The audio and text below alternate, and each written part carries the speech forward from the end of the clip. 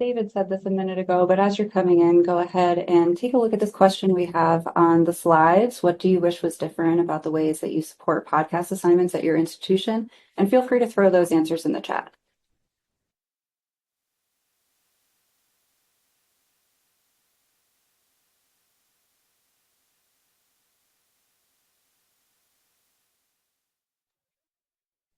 These are great. Wishing you had more podcast assignments to support.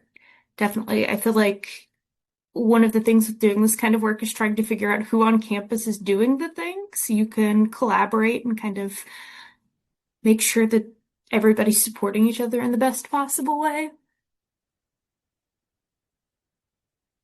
And it feels like Audrey maybe has the opposite problem where people are working on it, but nobody's chatting about, like, let's compare notes. 100%. And what Joey said, I'm actually trying to work on that as well.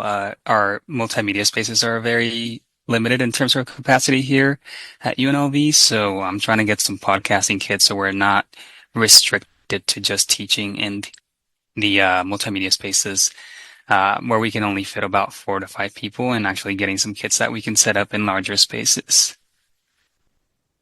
So good luck getting those kits. John, your comment about more collaboration, I feel that's so hard as somebody who does work with games and like faculty sending in their people to be like scavenger hunt in the library. We're not going to tell the library it's happening. So I imagine it's a similar like, oh no, I've got 20 requests and I don't know what's happening. I feel that.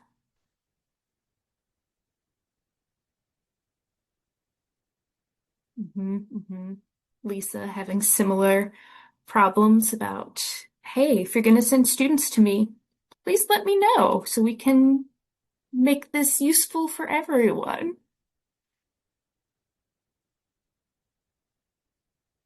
And I feel like, Lisa, you also bring up preparing the students as well and giving them the support that they need before they come into the library. So it's not just, they're not only just showing up without warning, they're showing up without warning and without any tech prep.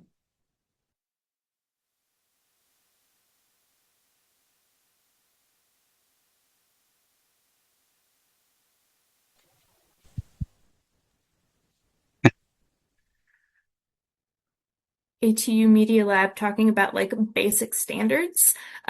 We'll talk about this a little more as we get into like actually working with faculty. It's been really funny to see how many maybe haven't listened or don't listen to podcasts regularly. And so trying to compensate for not only teaching them about how to incorporate this as assignments, but also like teaching them about podcasting as a medium in general. Definitely something I didn't quite anticipate when working with faculty. Oh yeah, well, thank you so much for sharing those. I think we're gonna definitely be reviewing those, and I think all of these are very relatable to everyone here. So it is 5 minutes in, so I think we're gonna go ahead and get started. Welcome to our presentation today on podcast assignment design, a collaboration between creative technologists and academic librarians. So we'll be talking all about our efforts that we have been working on for the last year and a half or so with integrating podcasts into the curriculum here at the University of Nevada, Las Vegas. So just some brief introductions before we hop into our content. My name is David Ramos Candelas. I'm the Multimedia and Design Specialist here at the University of Nevada, Las Vegas, working at the university libraries, and have been in this role since 2022. And I'm Chelsea Heinbach. I'm a teaching and learning librarian here at UNLV Libraries. I coordinate the partnership between the library and the composition program, and I've been here for about 7.5 years. Hey everybody, I'm Amber Stool, she, her. I'm also a teaching and learning librarian here at UNLV Libraries. I've been here almost 4 years and work with first and second year undergrad students in a variety of ways, especially with some of our first year seminars. I also do a lot of work with games, which is super fun. So before we dive into, why we're here and the main content of our presentation today, I wanted to provide just a little bit of background on the spaces that we offer and sort of why we were motivated to present at ACTAL. Uh, Back in 2019, our library was given funding to open up 5 multimedia spaces. So we got a total of 2 music studios, 1 video studio, and 2 podcasting studios. The original idea was, of course, these being part of an academic library, that they would support new modes of research for students, that they would eventually integrate into the curriculum here at large. And that was all kind of the original plan. Again, this was 2019, so when the pandemic shutdown came, kind of set back a lot of those original goals back a little bit. Again, I stepped into this role in 2022, and coming into the position, there was really no ongoing collaborations with faculty. There was no system in place to kind of facilitate those collaborations either. And I do not come from a formal library background. I don't have an MLS or MLIS. My position is in tenure track. I'm not in like an official librarian role. I'm more of a creative technologist. So that whole side of the job that involved instructional design and creating these sort of systems and workflows to facilitate collaborating with faculty was all new to me. And it did bring on some anxiety, little hints of imposter syndrome here and there. But thankfully, I have wonderful colleagues who were always very helpful and willing to collaborate. And the reason I'm sharing this is just thinking back to the first time I attended ACTAL in 2022. I met a lot of really cool people there. It was, very educational experience to attend that conference. It was my first conference as well.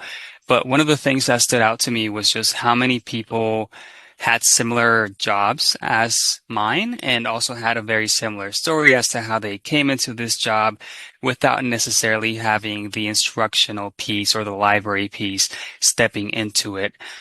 So that is the main reason we are here today, is to sort of share how we went about our collaboration in hopes that this will help out folks who are maybe in a similar position. And can we transition to the next slide, please? We also hope that this just helps out anyone who is looking to expand their curricular integrations in general. So maybe you already have a system in place. Maybe you are a media librarian and you have a lot of experience with, these types of collaborations. But it's always helpful. We hope to have another reference point just to see how we're doing things, but we'd also love to hear how you might be doing things. Also, anyone who might be concerned about the amount of instructional requests that they are getting every semester. So over the years, for example, organically through word of mouth, my podcast services or podcast support services, multimedia services have kind of spread through faculty, and I am getting more and more requests every year. We are a very small multimedia department, so if capacity is a concern as well with your instructional efforts, we believe that developing something like what we have here today will be very helpful in that department. And as I already kind of mentioned, we really hope that this helps anyone who is new to the field of creative technology in academic libraries.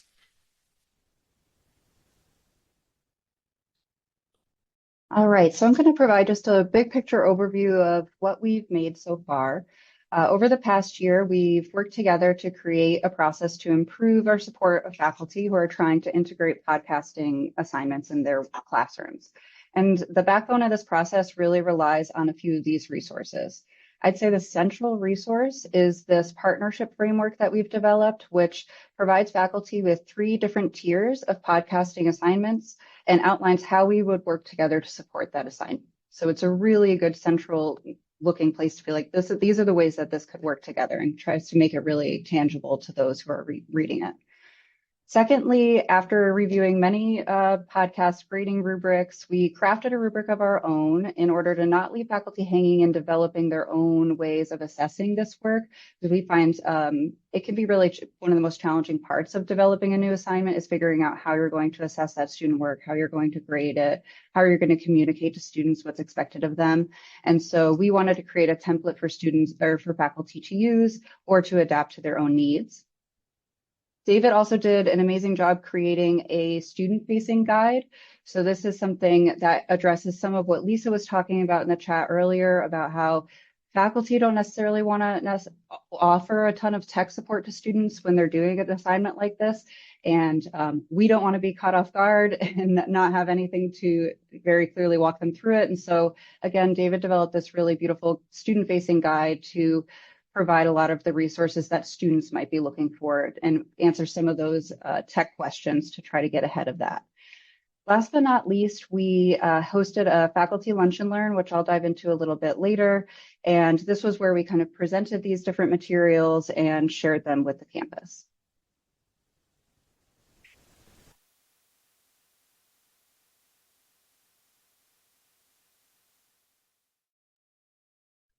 So in the library, we do a lot of work to incorporate our resources into the broader curriculum. And this is a really great way to integrate the multimedia studio resources that David was just talking about throughout the entire curriculum. We have 9 different overarching learning outcomes that the entire library speaks to, and we try to make sure that those are going to be connecting with students at various times during their time at UNLV.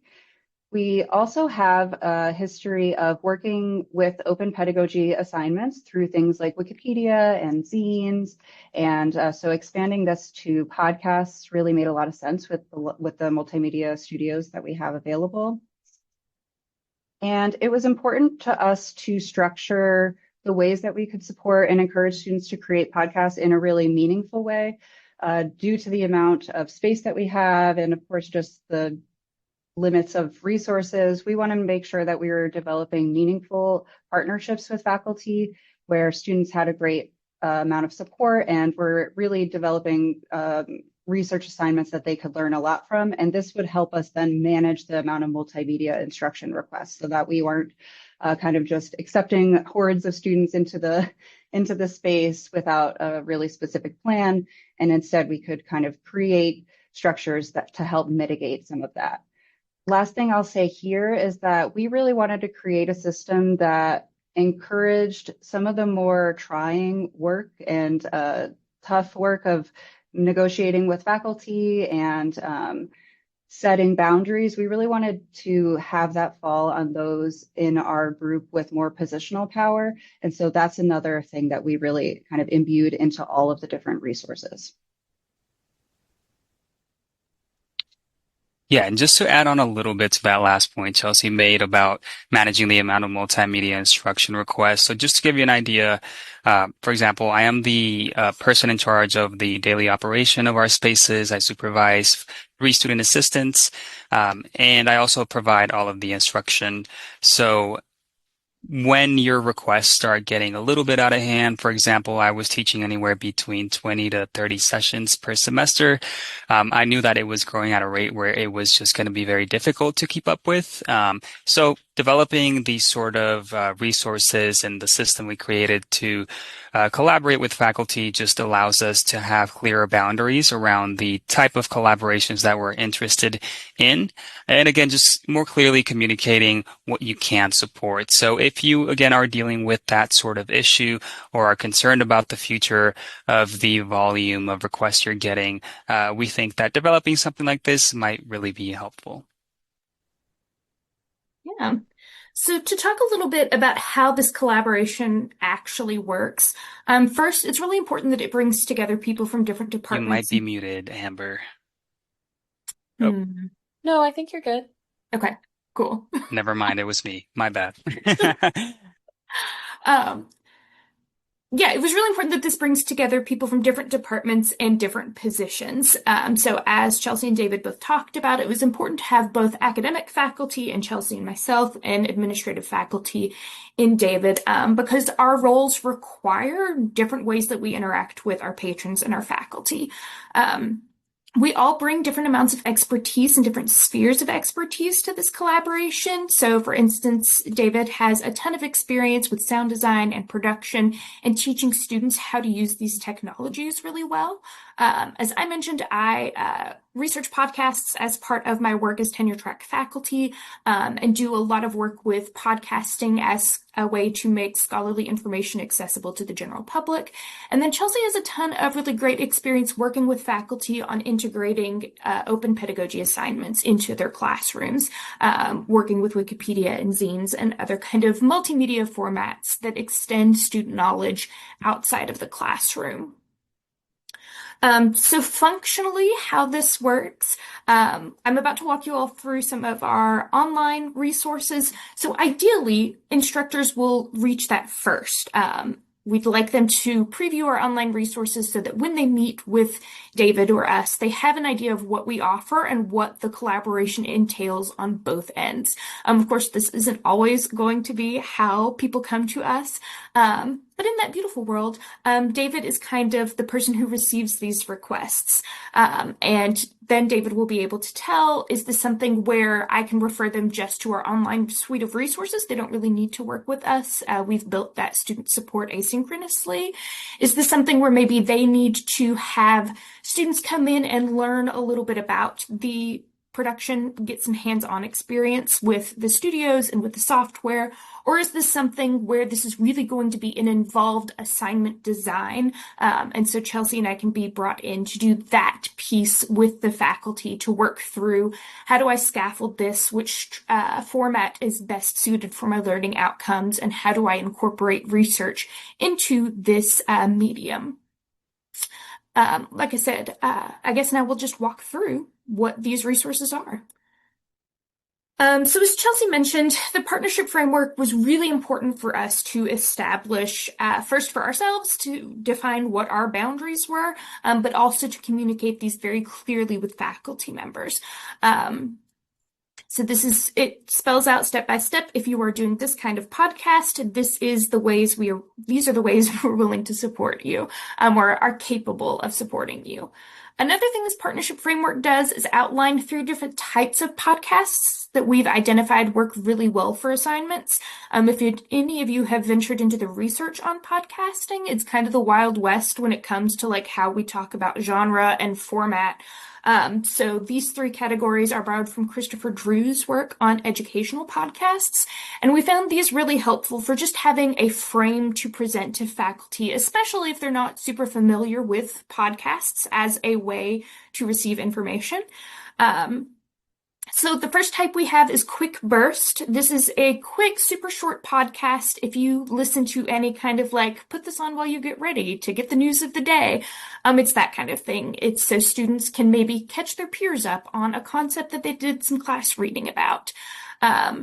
We have the Chat Show, which can be variable length, but features multiple voices on a topic. So an interview, a conversation, it's going to have lower production requirements on the student's part. And then we have narrative, which can be a much more involved type of podcast. And this is a project where students are communicating the story of their research through a narrative. And this really means that students can, if the instructor wants, dive into sound design and other affordances of podcasting as a media to enhance the narrative they're telling. So this is a really great semester-long project if you're looking for an alternative to a research paper. Another thing the partnership framework does is lays out the practical considerations for each of these types of podcast. So it tells them anticipated student time. So this is how many times we would recommend they come into the library, considerations for scaffolding. So introducing students to this assignment piecemeal instead of like throwing it all at them at once, saying, all right, now make a podcast. It also talks about the ways we will partner with faculty depending on the type of podcast assignment they're interested in. So this is a great chart to consult for practical considerations, and definitely feel free to take a look at this and steal parts of it. We love setting boundaries. Another piece we've developed is the rubric. Even if faculty are super interested and excited about assigning something that isn't a paper, that doesn't always mean they know how it's structured, how the learning outcomes can be expressed in this modality, or how to assess it. So we felt it was really important to give them a template or a guide on how to start thinking about how I'm going to evaluate podcasting as an assignment. So I reviewed a couple of different rubrics to create this template.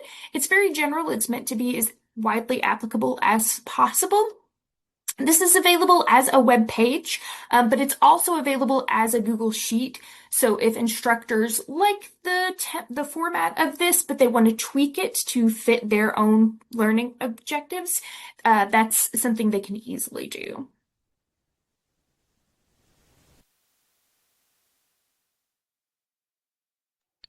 Cool. So these two resources that Amber has covered so far, plus the third, which will be the student-facing guide, all live on this landing page, which we developed. We just wanted to have a simple web page that lives on our library site where interested faculty could access all of our resources, all the information that we have. So starting off, they'll find my email address so they can reach out through there. And again, that is where I will gauge, depending on the level, on the partnership framework or how involved their podcast assignment will be. That's when I will decide whether or not we need to involve Chelsea and Amber to develop any sort of scaffolding, anything like that. We also provide a quick blurb on why podcasting assignments are beneficial and sort of the pros that they bring when they are integrated into courses. And then we have the links right below for each of the materials that we have covered. So link to the partnership framework, the rubric, and the downloadable rubric that faculty can adjust to their needs, and then the resource guide, which we will cover in just a second. We have one student example. It is multiple examples for an anthropology course that I worked with a couple semesters ago, and we are looking to expand this section as we sort of implement this new-ish system that we have developed. And then towards the very bottom, we have some examples of research-based podcasts to inspire faculty and students. And as we were saying earlier, sometimes, faculty who get really excited about implementing a podcast assignment, it's not such a rare occasion to find out that they themselves don't listen to podcasts all that often, or sometimes have never listened to a podcast. And to kind of alleviate that issue, we hope that providing some of those examples will just give them a reference point and kind of get them situated a little bit more into the world of podcasting. So it is beneficial if faculty at least have somewhat of an idea of what it is that they're assigning. And on the next slide, we have the student-facing guide. So I worked on this. It's structured to be, pretty similar to how I teach my in-person sessions, my podcasting workshops. There is the pre-production tab where I cover everything from scripting, storyboarding to technology considerations before students even touch any tech. There's the recording tab, which is going to cover more details and more specifics about technology requirements, the pros and cons, for example, between recording on your phone versus the internal microphone on your laptop versus using one of our recording spaces and so on. Some app recommendations, and then pretty similar thing for the editing tab. We have some common podcast adjustments. So why do they need to worry about, adjusting their volume or matching volumes of multiple speakers if that's the sort of recording method that they used? And then also some editing app recommendations. And for all the app recommendations that we're providing on this guide, we prioritized using or recommending apps that are free, open source if possible, or just very user-friendly. So the main idea behind this guide is that it will go hand in hand and support students outside of the classroom meaning any in-person sessions that they attend with me for the tech side of the process. This way, faculty don't feel as much pressure to maybe be super familiar with the technical side of podcasting, and they can refer students to this resource.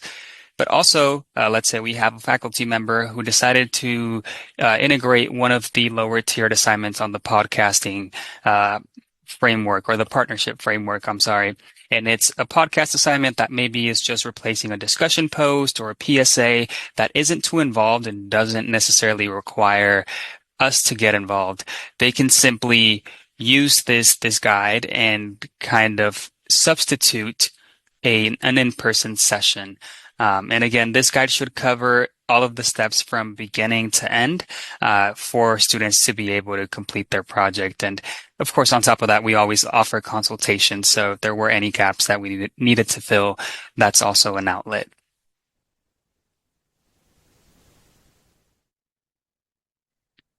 All right. And so our library really has a rich history of faculty development work. We've done multiple day institutes. We've done lunch and learns like this, where it's a little bit more of just stop in, have lunch, and we're going to talk to you about something. But we have a lot of practice, and it's like understood on campus that we do a lot of faculty development. We've done it in the past to develop creative research assignments. We hosted a lunch and learn in May, and it was honestly such an encouraging experience because we were able to, like, we had been creating this stuff for a year and a half, and then when we shared it with folks, it was just really incredible to see how it really did help them kind of envision how they could adapt their assignments and integrate it into their classrooms. We spent some time exploring why podcasts make a great assignment for students and why it might be a good opportunity to replace a research assignment that they have going on already. And we also reviewed the resources and brainstormed some ideas and explored the studios as well. So they also got a nice tour. We had 12 different attendees, and they were from all across campus and a lot of different disciplines. We kind of assumed maybe that we would get a lot of folks from journalism and communications. It just felt like a natural fit, but we really wanted to leave it open to all. And we're so glad that we did, because we ended up getting a lot of really incredible folks from all over the university who were interested in developing podcast assignments. So for example, as a result of this, we have some collaborations where instructors are just kind of thinking about it and they might come back to us, but we have two really solid examples that are coming from this, and one of which is a murder mystery podcast. And so this is for a chemistry class. They study chemistry instruments, and they are using those chemistry instruments, the instructor is kind of giving them clues throughout the semester to a whodunit, essentially. And they are done kind of doing a podcast in the style of true crime, where they're going to be sharing all of these different clues and using the information and knowledge that they have about chemistry instruments. And so I really, really love that one, because it's just something I never necessarily would have anticipated that we would end up with. And I think that's going to be really exciting. I know that I would probably have liked chemistry a lot more if I had been doing a true crime podcast in class. We also have a really great class coming up with Asian American Studies, material culture, where students are going to be investigating a particular object in Asian American culture and doing a narrative style podcast. So that really high tier on the partnership framework, where they're going to be doing a narrative, talking through the ways that this object fits into the culture, how it relates to them. And so we're really, really excited to see that as well. After this lunch and learn, the next steps that we have is that we are developing an open pedagogy community of practice. So a lot of the folks who have worked with us in the past on things like Wikipedia and zines, we're going to be putting podcasts and putting all these folks kind of together, and we're going to be developing a community of practice for them. David and I will be working on that together. We also are going to be learning from these collaborations and updating the resources as needed, right? We've developed these, we've tried to think of it all, but you never actually do. And so as we kind of recognize ways that the materials could be improved, we'll be working on that as well. And we are also hosting an Open Pedagogy Institute. So this was kind of a lunch and learn. It was about an hour and a half, 2 hours. It was pretty low stakes. We're going to be doing a much broader Open Pedagogy Institute in the spring of next year. And we're really, really excited about that. So we're going to be integrating those resources even more fully throughout the curriculum.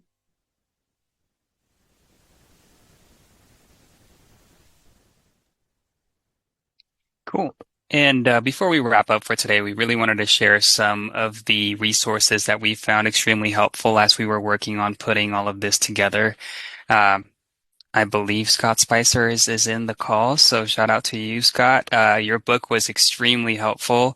Again, as somebody who didn't have that much experience in libraries and creating or collaborating with faculty to co-design their assignments or help them along the way. Uh, this book was really helpful in just providing a framework to sort of follow and kind of define what an effective media assignment might look like, the importance of scaffolding and how to go about that, and then just some really amazing examples of student work. So I'd highly recommend for anyone who is interested in either researching or looking deeper into this type of work to, give Scott's book here a read. And yeah, I think it'll provide a lot of really helpful information. I also wanted to jump in and just recommend this book in the middle, the Informed Open Pedagogy and Information Literacy Instruction chapter by Cynthia Marie Orozco is really incredible. I think that honestly, anyone who's working with open pedagogy should take a read for this one because it really does a great job of centering the student's perspective and encouraging them to have autonomy over their own work. So while we know there's a lot of benefits to having their work be public and visible, this chapter does a really great job of laying out how you can do that thoughtfully and ensuring that students are ultimately making the right decisions for themselves.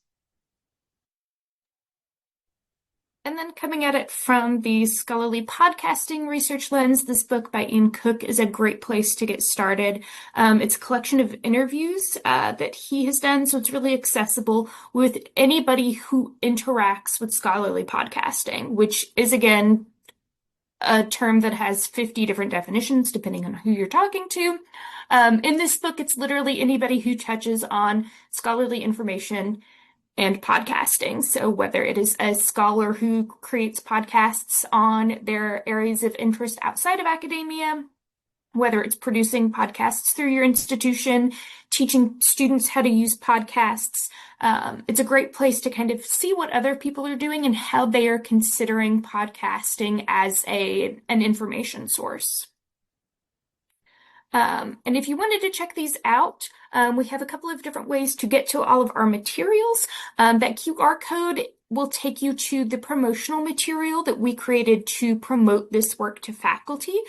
So it has links to all of the resources we covered today. If you are interested in putting one of these together for yourself, we designed this in Canva, so we can make updates or changes to this promotional material without the link needing to change, using that public view link available in Canva, which is really helpful as we add to our suite of resources.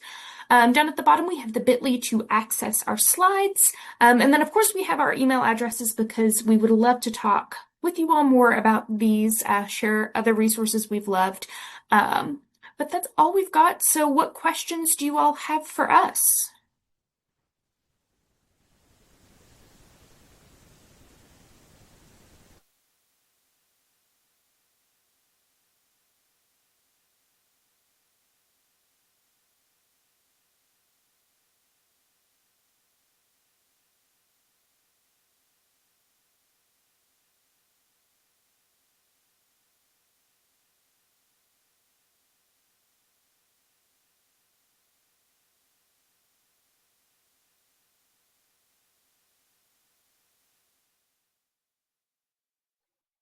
Let's see, we've got one in chat and one hand up. I saw the hand first, so Max, would you like to, Alice, yes, you can unmute. Yeah. Go ahead. Thank you. Hi, so I'm sort of new in role at Grinnell College in kind of a similar staff level position. I manage a digital studio with podcasting studios included and a video production studio. And I love these ideas. I would love to be out there incorporating these into courses, but I feel like we must have different organizations that handle instruction and instruction support. And I would worry that these things, I would be stepping on so many toes if I, decided to bring these ideas to everyone.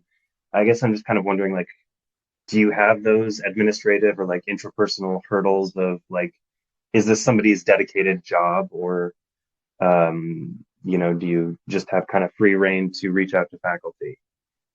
I think maybe that's my question most is what barriers are there?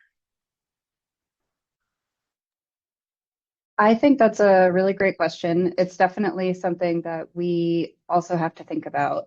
Um, we did kind of try to set it up so that, having David in the technology role, that's not going to be stepping on anyone's toes, right? Because that's his specific dedicated job.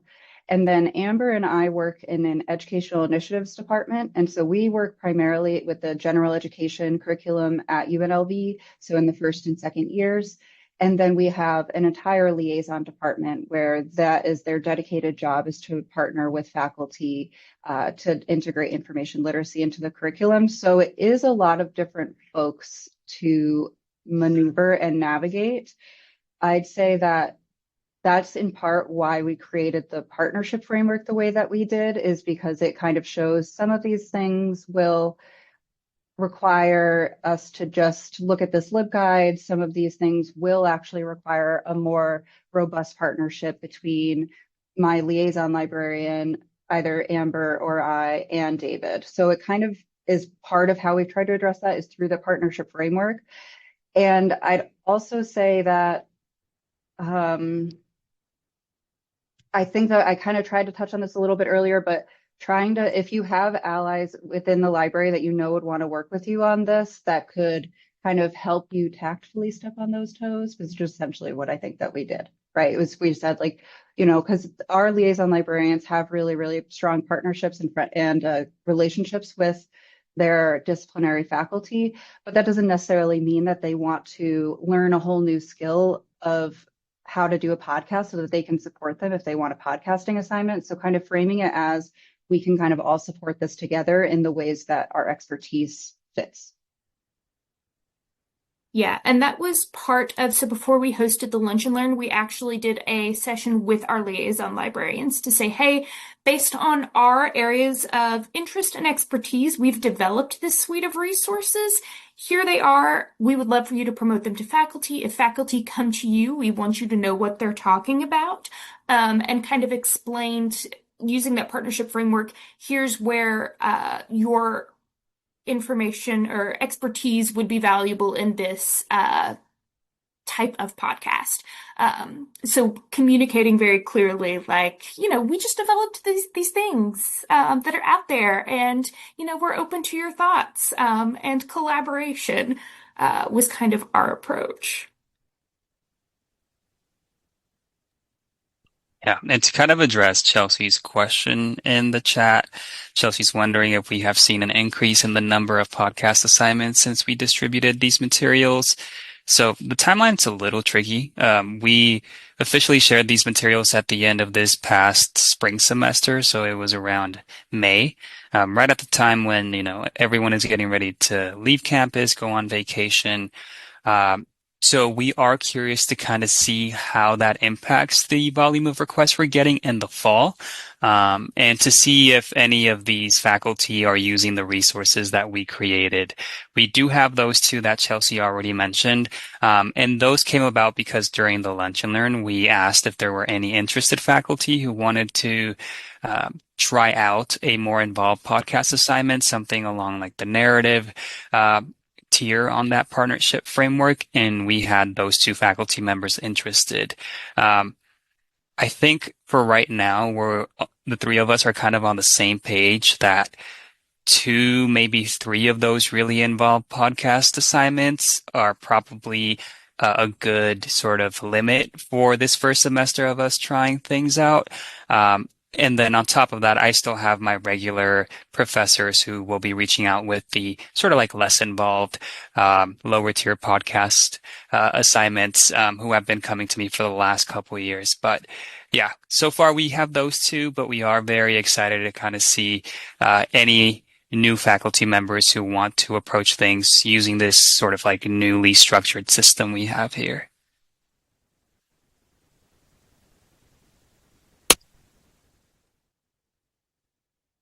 David, we have a question on have we received any feedback on the tutorials and suggestions for reproducing a similar project for other types of equipment? Gotcha. Yeah, again, kind of going back to what I said, unfortunately, it's so fresh still that like it hasn't gotten enough use quite yet to give us an opportunity to collect feedback on those tutorials. Again, those were finalized and shared this past spring. But that is another area where I am very open to, adjusting those tutorials as we go. And in terms of like creating similar materials for other formats or media projects, I haven't gotten too many other requests outside of podcasting. I think that just integrates very smoothly for most faculty. But I think the other area that this would sort of naturally kind of bleed over into is video production or just like a video assignment. Or I know the term of like video essays is kind of being thrown around a lot more often now. So I think that that would be sort of the next area where some of these materials could sort of like be translated into. Yeah, and I think adding on to that, just to further promote our work, we'll have a lesson plan about this in an upcoming ACRL cookbook, the Open Pedagogy cookbook. But I also have another lesson plan going in that on game design with the Makerspace. And so I think that's another area where we have talked about kind of replicating this suite of resources. I've worked with one instructor who has students design a game as their final project. And so I think that's another area where this kind of suite of resources could be really helpful. Do we have any other questions? Oh, thanks, Gerald. I have absolutely no idea. I'm just using my old Dell laptop that the university gave me with no frills. You see my co-presenters are doing best practices with headsets. Nope, this is just my computer.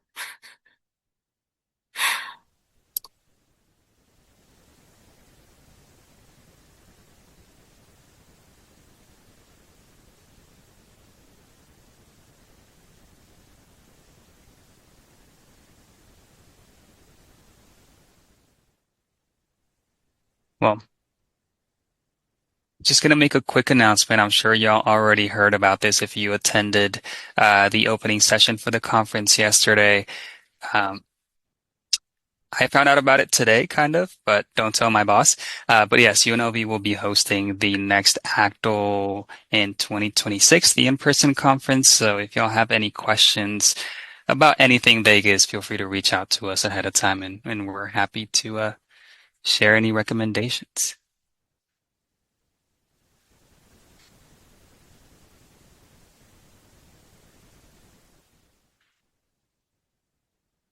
And yes, Chelsea, I think we'll be able to track all those views. Oh, you already, cool.